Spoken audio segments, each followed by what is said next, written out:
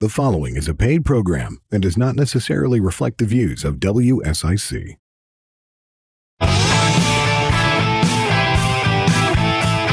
Welcome to Putting Pieces Back Together, brought to you by Purple Heart Homes. We are your hosts, Leah Gutierrez and Devil Dog Devin. Wow, that was... No, oorah. I don't know. You didn't seem super enthusiastic. Hi, welcome on this dreary, lovely day. Yeah, they can't see that it's dreary, though. Oh, yeah. Yeah, they don't know that. Why are you yelling at me? Am I yelling at you? You're speaking a little louder than... I apologize. I don't mean to be speaking loud. You are a little hyper. I am hyper. I don't know what that's all about. I don't know either, but lower the caffeine intake. I don't drink. Oh yeah, no, I did have like 3 cups of coffee today. Good gracious, see, that's I normally only have 1. Maybe that's what's going on. I have no idea. Okay. But, I've gone over to the dark side. I was going to say, may the force be with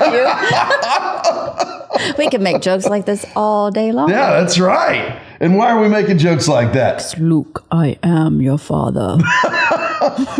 Because we have Luke Wilson from Skywalker Roofing. I love that. Yeah, that's cool. I do. Thank you. How you doing, Luke? Doing great. Trying to catch up with you. I didn't have the 3 cups of coffee. Oh, man. Yeah. Maybe we can get you some made off that there Keurig in the corner during the break. Might need that. Yeah. We have coffee over there? Oh. I think somebody around here used to be a corpsman. We can just get it mainlined right into you. It's you don't have to drink it. Just caffeine straight into the bloodstream. Yeah. Is that legal?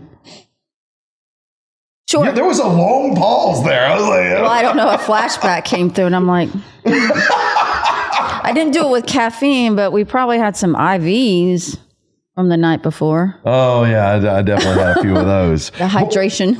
Well, let's get away from talking about possibly things that we shouldn't. Yeah. And back to Luke. Luke Wilson of Skywalker Roofing. I got to guess that you did not come up with that name on accident. No, I did not. No. So Skywalker Roofing, when I was younger, just some people called me Skywalker, and it just worked. It just fit.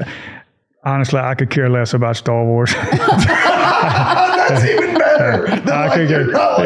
It just fit. Yeah. I mean, we're in the sky. We're putting roofs on. So. Oh, yeah. That makes perfect sense. Perfect metaphor. Yeah, but no big theory behind it. So you've been in roofing for a long time, though, right? Like you start off in your youth. Too long. Yeah. Too long. That's all I've ever known. So when I was born, even before I was born, my father's a roofer.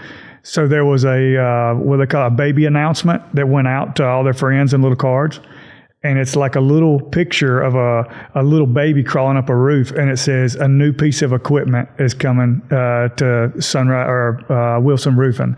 Nice. Yes. So I was announced as a piece of roofing equipment. So you were already destined to be.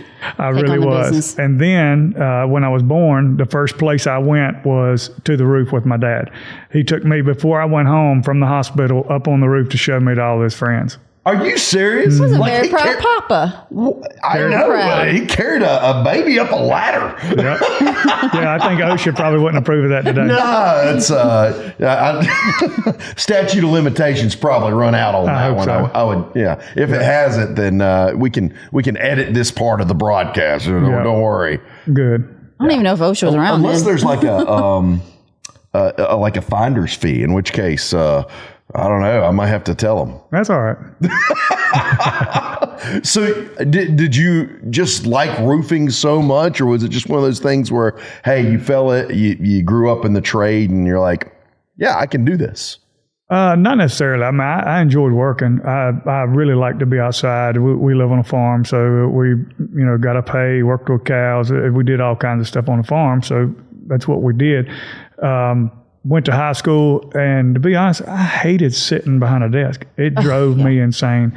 Like some people can do it and deal with it. Like that was the last place I wanted to be. I got good grades, did what I was told to do, and by the time I was done, I was ready to get out of there. Yeah. Like I am done with school. So I went to about a month and a half of community college, and I said, this isn't for me. And I knew that's the next option was just to go to work for him. So out in the field I went. And enjoyed it. It was good. So all of your experience is OJT. that you have? OJT?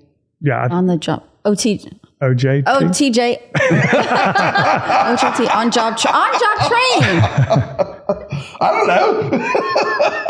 OTJ. Yeah. On the job training. On the job training. Okay, so I'm sorry. Oh my gosh. Yeah. I'm not very bright. You have to break things down for me. You can't be spitting out acronyms. I don't know them. I don't know many either. I guess the crayons back there. So I apologize. Restate your question. So he didn't have any formal college training for this job, that he learned it on. That is correct. Yeah, no college training. I did not get a college education. And there's a lot of things that I do today that I probably wished I would have, as far as some things that I think I would have learned more of. But just like you said, I learned it from experience and not from sitting in a classroom, and I think it goes a long way. Well, that's one of those things where a trade, I mean, obviously you've been very successful, you've been very blessed, and by the way, you sent those blessings out into the world, and that's why we actually have you on the show today, is because you bless others because you have been blessed. But a trade is a very, very valuable tool. I mean, folks go to school for years and never find what they really want to do, and never really are successful, and then you got to grow up in it, and you learned swinging a hammer and made quite a great life for yourself, right? Absolutely. Yeah, it's roofing. The roofing industry has been great to me. I think we're missing that in the world today is you got to go to college, you got to go to college, you got to go to college. And I might offend some people saying this, but I hear parents say, you're going to go to this school. Not only are they saying you got to go to college, but you've got to go to this school. Right. And, hey, you have a right to tell your child what to do, but my son's 21 years old, and I said, and he could have got into any college he wanted, and he chose to come to work for me. And like, I wanted him to go do something other than work for me. Didn't really mind him not going to college, but I wanted him to work for somebody else other than his dad. Right. And he looked at me and he said, I told him that, and he said, Dad, he said, what, you don't want me to work for you? I was like, oh. It just crushed me. Like, yeah, I do.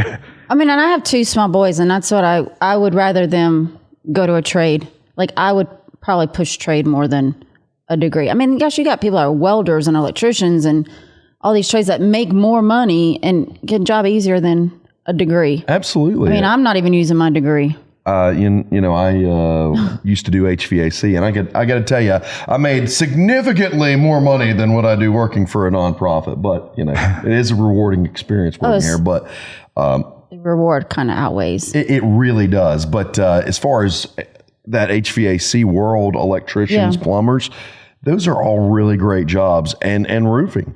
I mean, now roofing's probably one of the hardest jobs you can do, though. It is, yeah. You get used to it. I mean, the heat, the cold. It's hard work, dangerous work. We were joking before the show today. I was like, well, I called in the rain so you wouldn't miss any work today. But it's dependent on the weather too. Yep, it is. It depends on the weather, and but roofing is a hard job. And those guys that get up and do that every day, they've got a special spot in my heart because it's not easy. Right. That's right. Well, hey. We've only got a few moments left. When we come back from the break, we're going to talk about how you've helped out Purple Heart Homes and brought some special things to some veterans' lives. So you listen to Putting Pieces Back Together.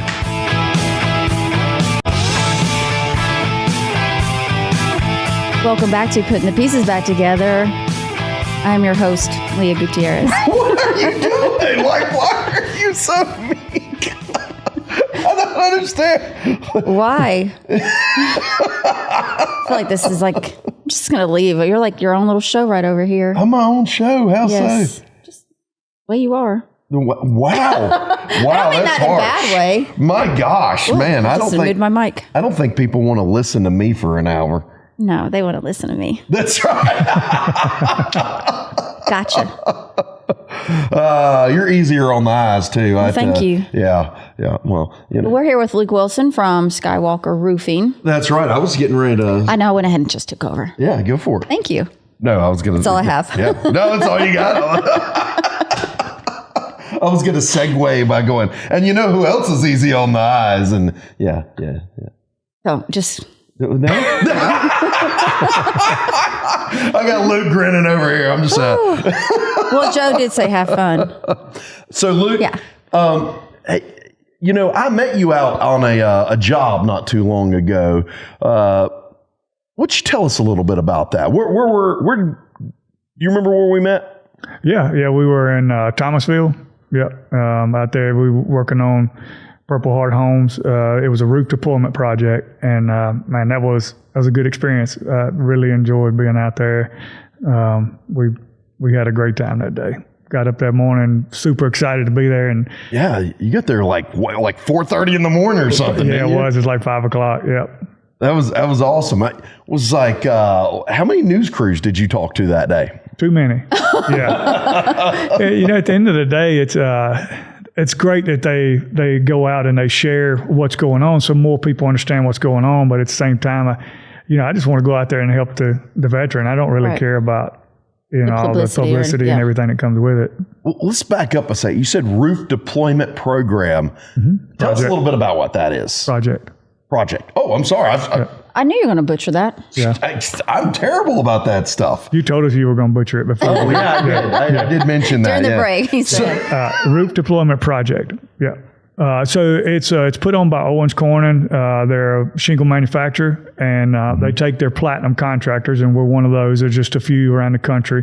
And so once we reach that status, they allow us to be a part of this program. So what they do is they partner with Purple Heart Homes, and you guys go through the applications, I assume, and find the right people and send them to them. And they reach out to us, say, hey, can you help this person? And here we come. That's awesome. So I know that, we've done hundreds of these projects with Owens Corning. They have been an amazing partner. Oh, I can't even count the number of roofs they've done so far. Oh, I'm sure that Matt Stevenson has that number for us. We'll have to have him give us that number. We'll try to put it down in the comments, the actual number. But you mentioned that to be part of this program, you have to be a platinum contractor with Owens Corning? That's correct, yeah. What does that mean? It just means we're the best of the best. And what they want us to do is they want to make sure that whoever's casually said, we're just like the best of the best. It's not a big deal. No, it really isn't. I mean, we just have to qualify. I mean, really. I mean, we got to have the proper insurance. We have to have been in business so many years. We have to, all the qualifications that come with it, and then they go back and inspect our work to make sure that we're doing it the way they would want a platinum contractor to be. Because you're also building on behalf of them, like they're putting their name out there with you. So obviously they're going to want to have a contractor that's going to support them and help them out. That's right. Yeah. So you're part of this Owens Corning platinum partner, is that right? Platinum contractor. Yeah. Platinum contractor. Man, I'm just terrible at this. You've done the roof deployment projects. How many of those have you been involved in? We've done 10. Yeah, Thomasville was the 10th that we've done. Holy smokes, 10. Yep. And what does that mean? To go out there and do one of these projects? Yeah, it means the world to us. I mean, that's what we do. That's why we get up in the morning. That's everything to us. At our company, if you look around our office, all over the walls, they have our core values, and one of the core values is serving hearts. And that's all we care about, just going out serving people. And we do that every day by going out, putting great roofs on for people. But how we do it is that day, going out and helping that veteran. Or when we're out here putting great roofs on, if let's say the lady needs help with her groceries, or if, her dog runs away and we have to go help her. Or if they come outside and you see, they might look like they're having a bad day. You just walk up and say, hey, you all right? It's just talking to somebody and making a difference in their life. But that's serving. That's, putting great roofs on is just a byproduct of what we do. It's serving people is what we want to do. That's what we live for. I could tell when you were out there. You genuinely were excited about being able to put that roof on there for that particular veteran. And it's always great to see when folks from the community come out, and it's not just Purple Heart Homes, but the community that surrounds them. And with you, I'm sure that you get to see people that are unhappy all the time because they have to pay a lot of money because a roof's not an inexpensive thing, right? Mm-hmm. That's right. So I'm sure that when you get to go out there and do something like this, it's a bit different of a story. You know they're going to be happy because they're not coming out of pocket, and that comes to another point. They're not coming out of pocket. How much does the average roof go for? Average roof for us probably around 13.5, but they could go up to 50,000 and down to 6,000 or 7,000. It just depends on size of the home. The one we did that day is probably about a $10,000 roof. But like I said, Owens Corning stepped up and supplied the materials for that job. So we just supplied the labor for it. So Owens Corning brings out, or they supply the material and you supply the labor, and that way it lessens the burden. Is that? Yeah, we're a team. Yeah, we come in and help as a team. Is there a job that you had that sticks out the most, that's the most memorable for you? Yeah, probably so. So this was not a roof deployment project. We've done other projects that's called No Roof Left Behind. And as much as I love our veterans, I mean, they mean the world to me. Absolutely. But everybody needs help, whether you're a veteran or not. And so I feel guilty that I'm going out and seeing these people that need help, whether they're a veteran or not. I still want to help them. So we came up with a program that's No Roof Left Behind, and people that need help, they're in hard times. Well, there was this one lady who her son had just committed suicide. Oh my gosh. Or her grandson, I'm sorry. And it was just very impactful. But we went out and did her roof, and we probably brought 30 or 40 people out there, and we just did it all. Like, we landscaped her yard, we put a roof on, did some siding. There was old junk. We just tractor trailer loads of stuff out of there. It was such a great thing, and it was not as much I love seeing her be helped, but it was everybody coming together to do it. Wow. You said 34 people came out that day. Yeah, we had a crew. No Roofs Left Behind. Now, that is the program that your company created, or is that a? We did not. Yeah, it's just something. It's another program that we were able to be a part of. We just asked to.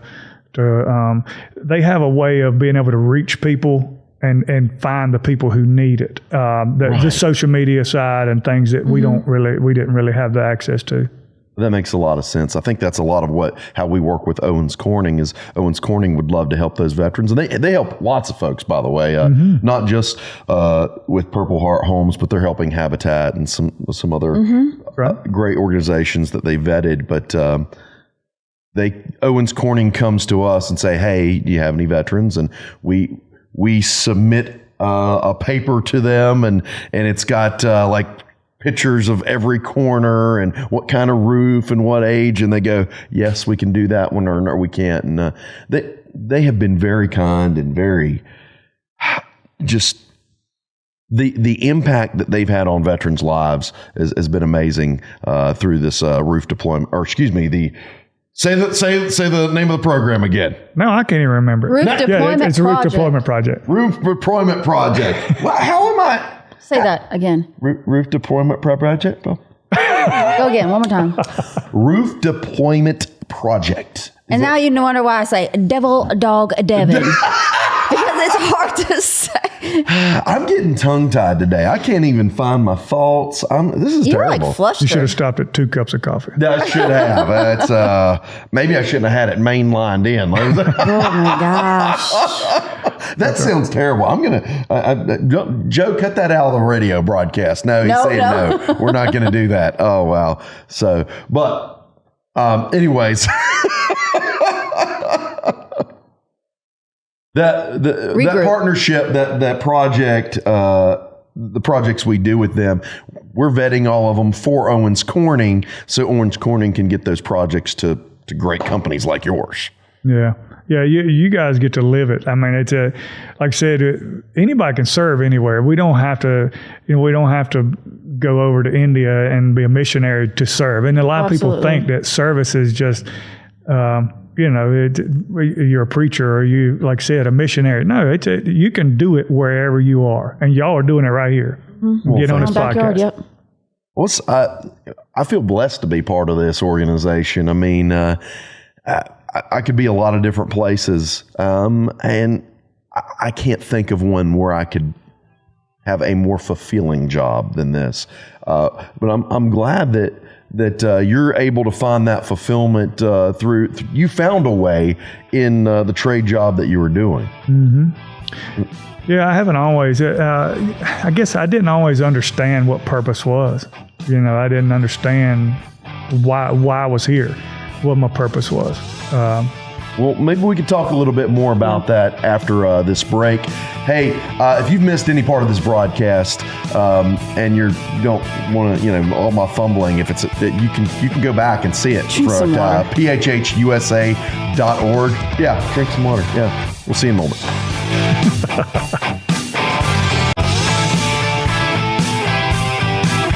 Welcome back to Putting the Pieces Back Together, brought to you by Purple Heart Homes. Was that a little more enthusiastic, Devin? No? I wasn't supposed to talk yet? Why did you give me the thumbs up? I've just been staring at you with my mouth open, just being silly for. Joe is has his thumbs up the whole time, and I'm like, and then it goes down and back up, and I'm like, oh, was I? I was just saying how long. Oh, I didn't say and welcome back. I was trying to see if you had noticed that I was just staring at you. I did feel this heat. Yeah, you never looked away from the people camera. Because I'm supposed to be talking to the people. To the people? Thank you, Joe. See, I'm doing it right. Joe's given us, that's not a proper salute, sir. And I'm pretty sure civilian. Was that with your left hand? Joe, you saluted us with your left hand. That's But I'm a lefty. No.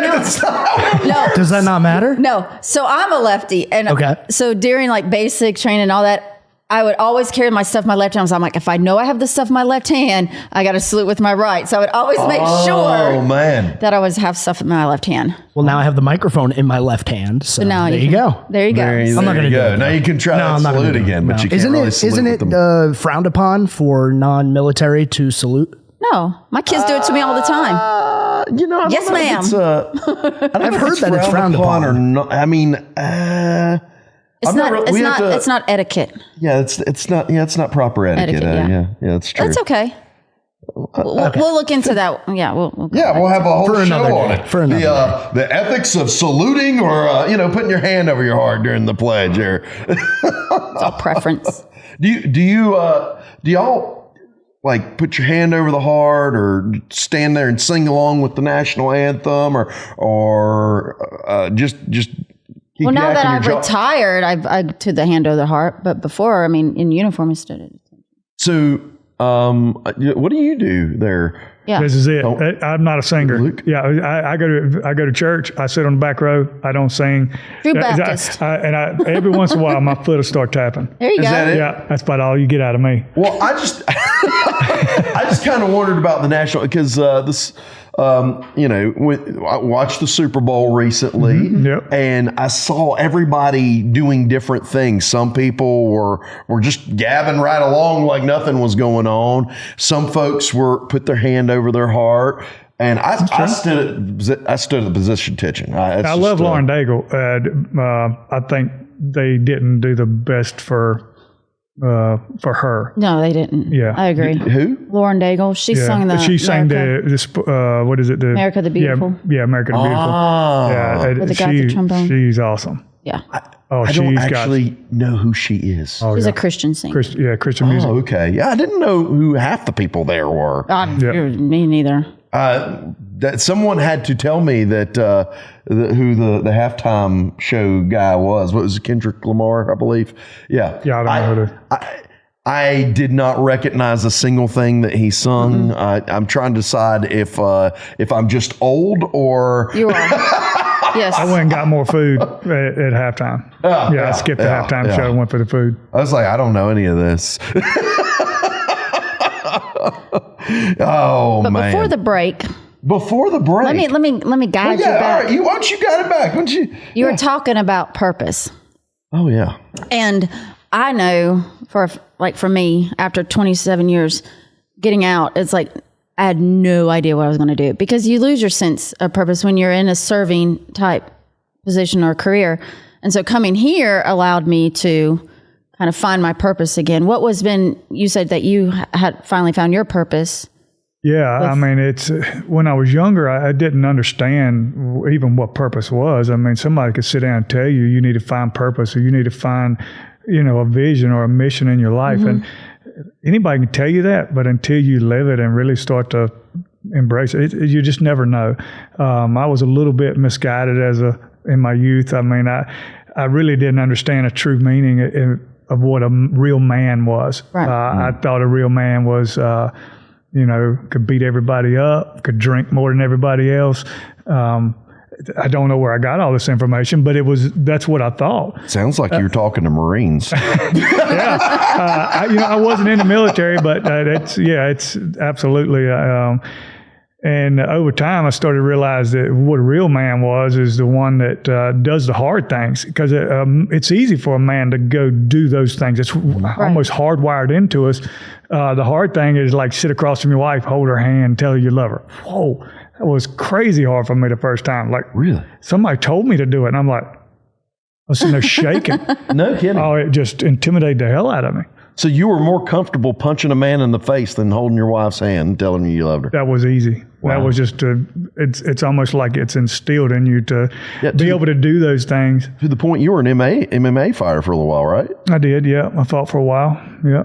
That's a different phase, but that might have actually helped me turn the corner to got some aggression, some of those things out that I didn't really know was going on, in my youth that just understand, like I said, going back to understanding what a real man was, and got to the point where I had nothing left to prove. I had done it, and I no longer needed to prove anything. So the humility and all the other things started to flow out after that a little bit, and it made a difference.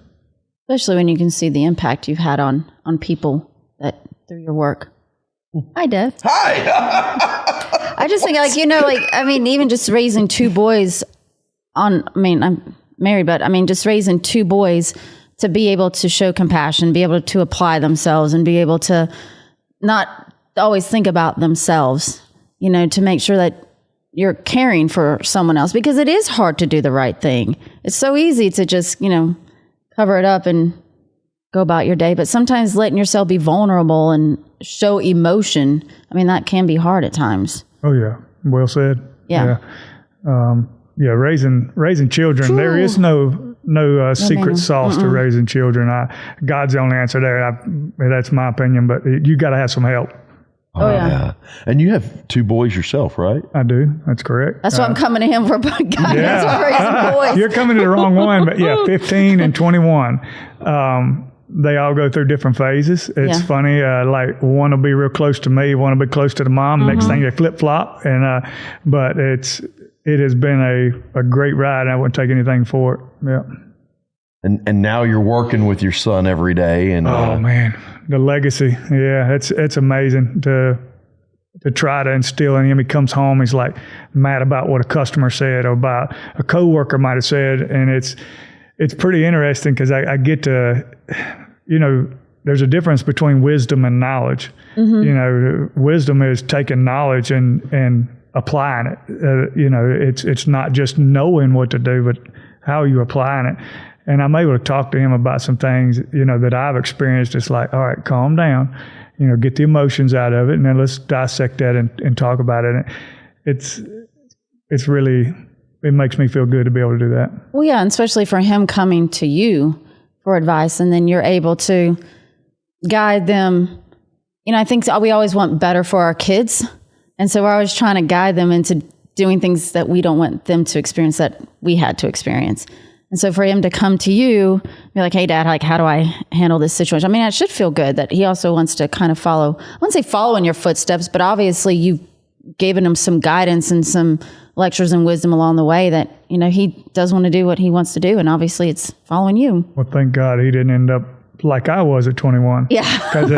Because there was a little bar in my hometown, and my name was, I think I made it to number 8 on the list who could not come inside that bar at one time. Yeah. So that's what I'm saying. It's a miracle that that he's different and doesn't have that boiling inside him just to go out and act crazy. Well, is that really a miracle, or is that just show the maturity that you grew into and then instilled into him? I'd like to say so. I don't know. Yeah.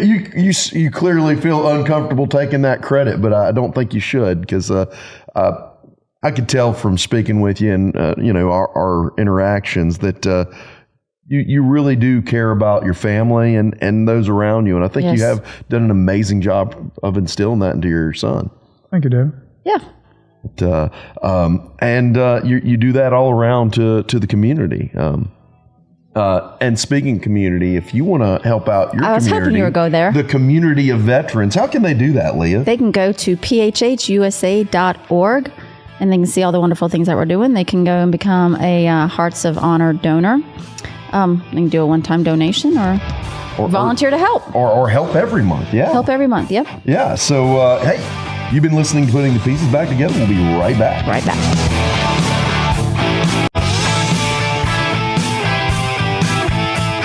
And welcome back to Putting the Pieces Back Together. Is that better, Joe? Thank you. I was threatening to mark you with the Sharpie. So, interesting fact. I took a dress to a dry cleaner that had an ink pen mark on it. And the lady said they cannot get ink pen out, but they can get permanent marker out. What? Yeah. Really? Yeah. No kidding. Well, I guess it is a different type of... Yeah. It's not... Whoa. It's not a permanent marker. It's not. Wow. It's a lie. Ink is more gosh. permanent than a marker. No kidding. Oh, man. You know who isn't a liar, though? Luke Wilson. Of Skywalker Roofing. So I got a question. So going back to like volunteering and using your business to help get back.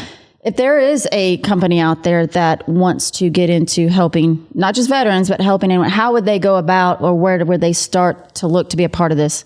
So if there's another roofing company, there's other ones out there that can participate in the roof deployment project. Yeah, so they just need to reach out to Owens Corning and make it happen. Yeah, so there's, as far as roofing goes, you guys might know better than I do on the other trades. But as far as roofing, just put the initiative to. There's people out there that need help every day. We all see them. We see them every single day. We go out, and it just breaks your heart. You go out, and somebody's taking advantage of a little old lady or something and charged her way more than they should have for a roof, and then didn't even do it right. And then she has no money left, and she calls us, and we come out, and we're like, oh my God.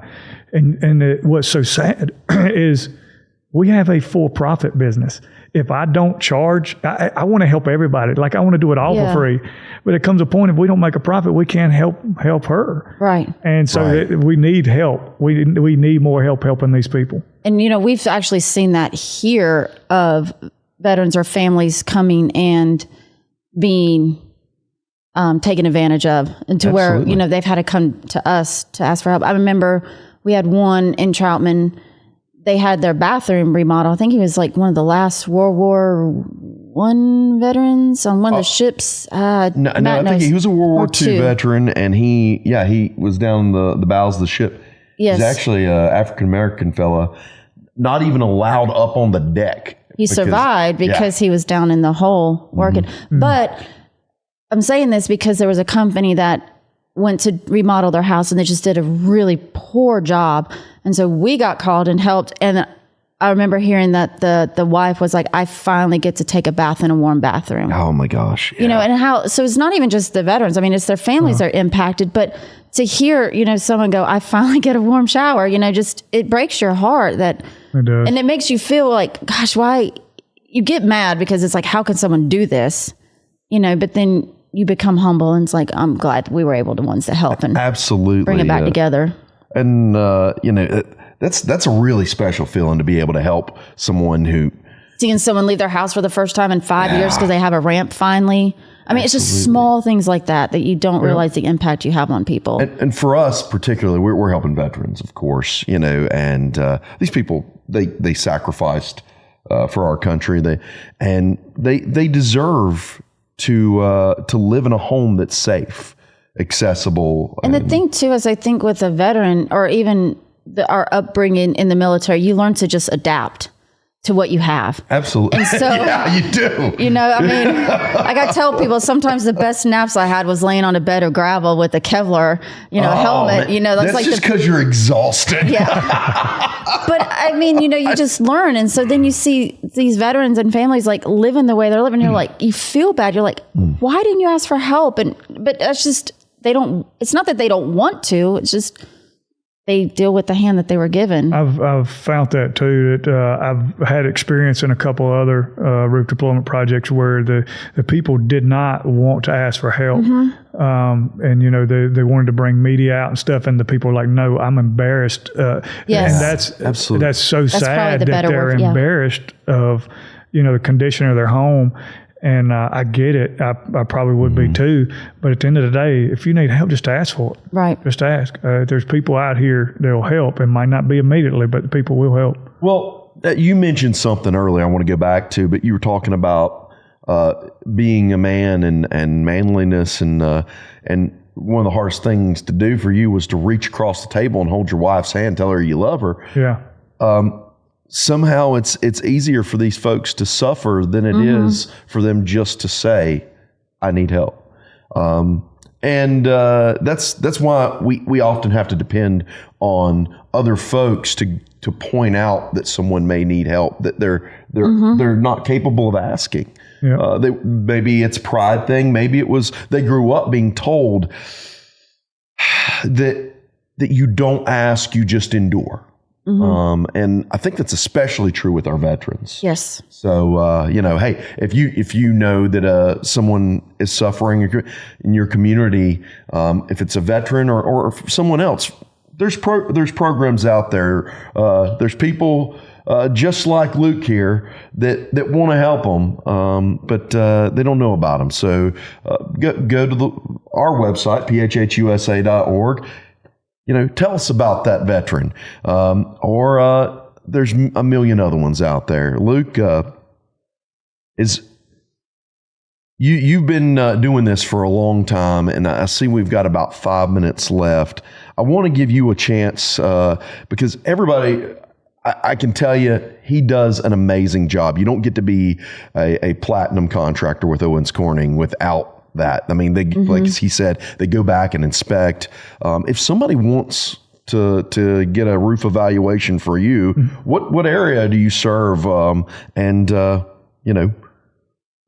we service pretty much a 2-hour radius all the way around our Stokesdale main location. Stokesdale, where is that? It's just north of Greensboro, North Carolina. Oh, okay. So while we're talking about, we just opened a new location in Wilmington, North Carolina. Oh, nice. So we City. service the coastal area as well, and we go as far to Raleigh from our Stokesdale branch, and north to Roanoke, south to Charlotte, and a couple hours west as well. So we service a pretty large area. So you're all over North Carolina. It seems like maybe in Virginia a little bit too. Southern Virginia, yep. Yeah, wow. And how would they get in touch with y'all? You can't go on the internet without finding Skywalker Roofing somewhere, but just pull up, just pull up Skywalker Roofing. SkywalkerRoofingNC.com is our website. Call us up. I mean, we like to talk to people. You're welcome to get on the internet and punch your stuff in and get a free estimate or whatever, but give us a call. You appreciate it. Yeah. Well, that's awesome. I might go on there just to chat with you. I get bored in the middle of the day. I know you do. Oh, my goodness. I know you do. Just don't invite him over for coffee. Oh, gosh. Yeah. Depends on how many he's had. Maybe. We also started a nonprofit. It's called A Thatcher's Legacy. Yep. It's called what? A Thatcher's Legacy. A Thatcher's Legacy. Okay, and if you look it up, the definition of a thatcher, that's an old roofer that used to do the grass hut roof. Yes, yeah. Oh. Yep, and it's just a legacy that I want to leave behind is helping people. Yep. Oh my gosh. We have not really went far with this nonprofit. I mean, I've got some people who donate, and it's sitting there. And when like I said, we find that old lady that needs help, we're able to do it.